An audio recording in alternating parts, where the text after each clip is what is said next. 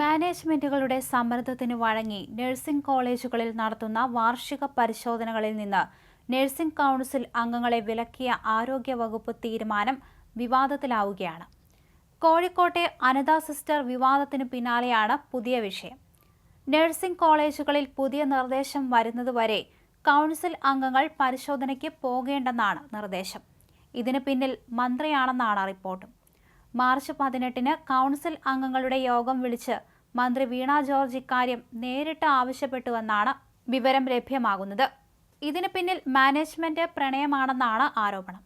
Nursing സ്കൂളുകളിൽ പരിശോധനയിൽ പ്രാതിനിധ്യം നിയമപരമായ ബാധ്യതയാണെന്ന് ചൂണ്ടിക്കാണിച്ച് കൗൺസിൽ അംഗങ്ങൾ അതിനെ എതിർക്കുകയും പരിശോധന തുടരുകയുമായിരുന്നു. നിയമവശം പരിശോധനയ്ക്കായി വിഷയം നിയമവകുപ്പിന് വിട്ടതിനിടയിലാണ് പുതിയ നിർദ്ദേശം.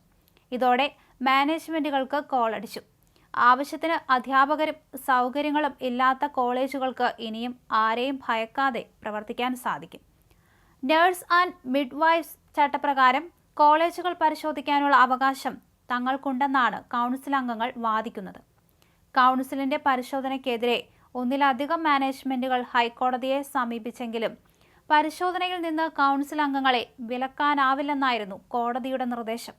ഇതാണ് മന്ത്രിയിലൂടെ സാധിച്ചെടുക്കുന്നത്. വൻ കോഴ വാങ്ങിയാണ് നഴ്സിംഗ് കോളേജുകളിലെ പ്രവേശനമെന്നതും പകൽ പോലെ വ്യക്തമാണ്.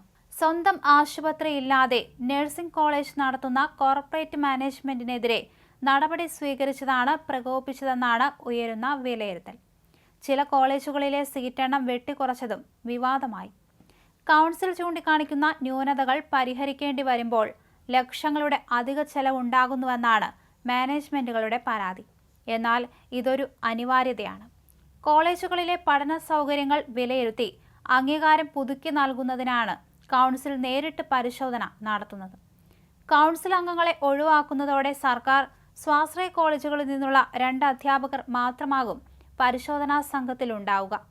സ്വാശ്രയ കോളേജ് അധ്യാപകർ ഒരിക്കലും സ്വകാര്യ മാനേജ്മെന്റിനെ എതിർക്കില്ല. സർക്കാർ പ്രതിനിധിയെയും രാഷ്ട്രീയമായി തന്നെ സ്വാധീനിക്കാം.